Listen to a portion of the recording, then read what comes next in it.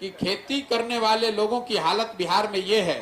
नीतीश कुमार के बयान पर प्रशांत किशोर ने लिया चुटकी। कहा कि नीतीश कुमार के बड़ा बड़ा बोल जो बिहार में किसान का हालत और कृषि का हालत सुधरा है, उस पर प्रशांत किशोर ने चुटकी लेते हुए कहा कि 4 साल में कृषि क्षेत्र में काफ़ी विकास हुआ है, वह आपको डिबली बार के ढूंढने से भी कहीं नहीं मिलेगा। प्रशांत किशोर ने तंज कसते हुए बोले कि 10 वर्षों में सिंचित भूमि की मात्रा 11% कम हो गई है। आइए क्या कुछ कहते हैं प्रशांत किशोर, आपको सुनाते हैं विस्तार से।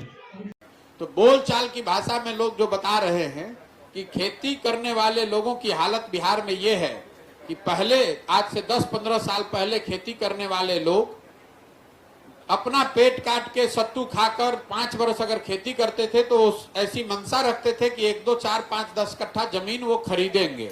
आज स्थिति ये है कि खेती करने वाले लोगों के घर में अगर कोई बिजनेस व्यापार करने वाला नहीं है, नौकरी करने वाला नहीं है, घर में बेटी की शादी लग जाए, कोई घर में बीमार पड़ जाए तो हर 5 वर्ष में आपको 1-2 कट्ठा जमीन बेचना है।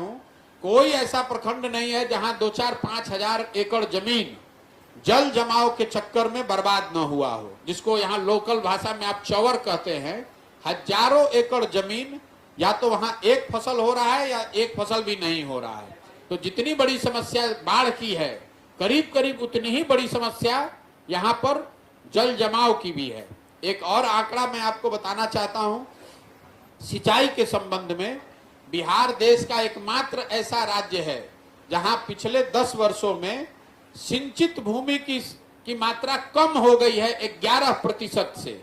पहले से जो नहर बने हुए थे, नलकूप चल रहे थे, रख रखाव के अभाव में वो बंद हो गए या वहां से सिंचाई बंद हो गई। उसके कारण अगर पहले 100 एकड़, आज से 10 वर्ष पहले 100 एकड़ जमीन में सिंचाई की सुविधा थी तो वो घटकर अब 89 एकड़ ही रह गई है। 11% से ये कम हो गया है।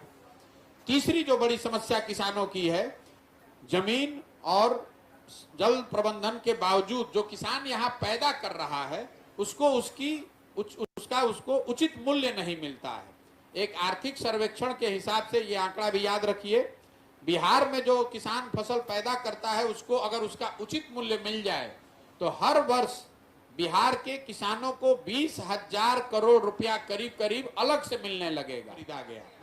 इसकी वजह यह है कि यहाँ पैक्स की व्यवस्था पूरी तरीके से खत्म है, कोऑपरेटिव है नहीं।